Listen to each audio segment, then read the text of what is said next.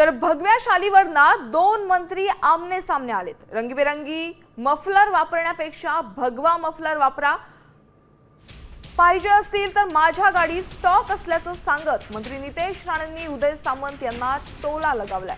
तर भगवी शाल दिली तर बरं केलं, भगवी शाल मी तशीच ठेवली आहे, भगवी शाल काढली तर मी हिंदू नाही असं काही म्हणाले असते, असं म्हणत उदय सामंतांनी राणेंना प्रत्युत्तर दिले.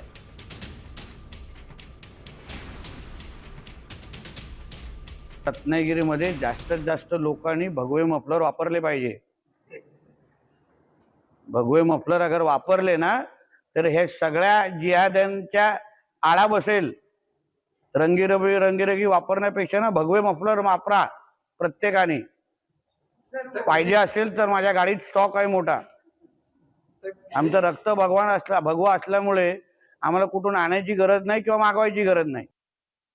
भगवी शाल दिलीत ते बरं झालं. ती भगवी शाल दिली मी तशीच ठेवली. ती जर काढली असती तर काही लोक उद्या म्हणाले असते की भगवी शाल उदय सामंतनं काढली त्याच्यामुळे तो हिंदू नाही, त्याच्यामुळे ते तशीच ठेवली.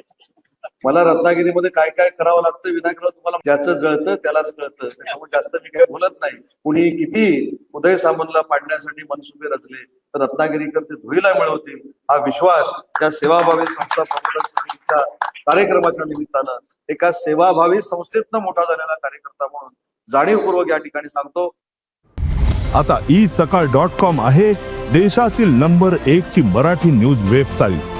प्रत्येक अपडेटसाठी isakal.com ला नक्की भेट द्या.